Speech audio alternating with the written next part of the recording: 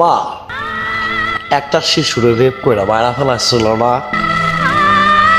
তার আসামে আজও বাইসা রয়েছে, এখনো সাজা পায় না। মা মারে আমরা জনগণ কিছুই করতে পারতাছে না, কিছুই না। আমাকে তুমি মাফ করে দিও মা। আসিয়ার খুনিরা যদি বাইসা যায় জনগণ কিন্তু ছাড়া দিব না।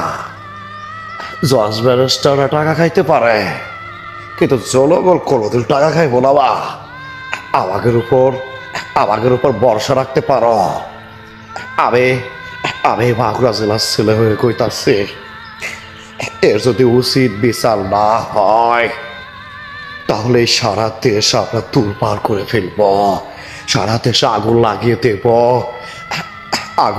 দেব। একটা মাসুম বাচ্চা যে দেশে তার কোনো অস্তিত্বই থাকবে না, সেই দেশে আগুন লাগানোই উচিত। যারা ওই দুষ্কৃতীদের অবশ্যই আইনের আওতায় এনে ফাঁসি দিতে হবে।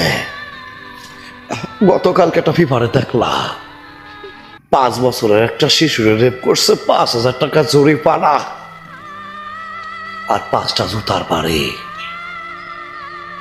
আপনারা বলেন এটা কি কোনো বিচার হইল? বিচার? আমি আপনাদের কিছু অনুরোধ করব, আপনারা একতাবদ্ধ হয়ে এই বাংলাদেশে প্রত্যেকটা নারীর পিছনে দাঁড়ান, যাতে নারীরা উৎসাহিত পায়। প্রত্যেকটা জেলায় ছড়িয়ে দেন। ভালো মানুষ আছে না পৃথিবীতে?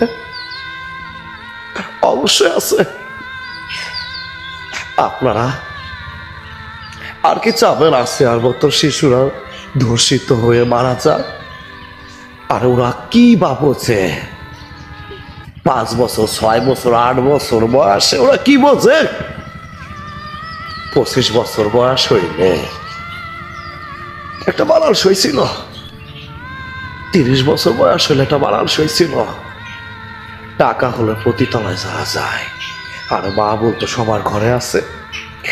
কেন রে ভাই শিশুদের সাথে এমন হইতে হবে? আমি তা মানব না। আমি ওই সব দুষ্কৃতীদের বিচার চাই।